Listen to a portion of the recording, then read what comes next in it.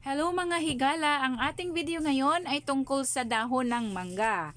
Ang dahon ng mangga ay hindi natin gaanong napansin ang kahalagahan nito. Ang antioxidant at antimicrobial na katangian ng dahon ng mangga ang siyang malaking dahilan para malunasan ang maraming karamdaman. Narito ang benepisyo ng dahon ng mangga. Para sa diabetes, magpakulo ng 10 hanggang 15 dahon at isang tasang tubig, iwanan ang tubig ng magdamag para ito ay palamigin at inumin ito sa umaga nang wala pang laman ang tiyan. Makakatulong ito upang mapawi ang ilang sintomas ng diabetes. Makakatulong din ang dahon ng mangga upang mabawasan ang blood pressure at panatiliin ang iyong blood vessels na malusog.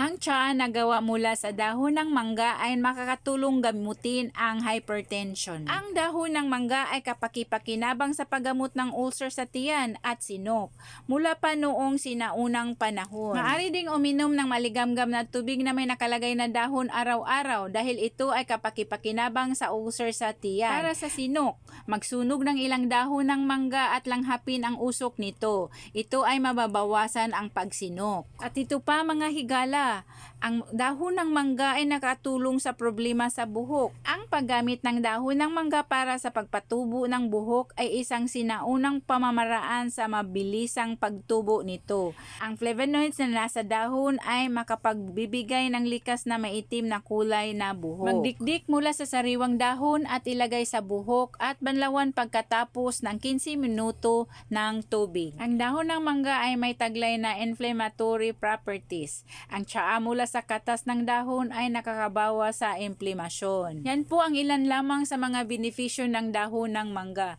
Sana may natutunan, huwag kalimutang ipakalat ang video na ito upang malalaman ng iba. Thank you for watching. Please follow for more.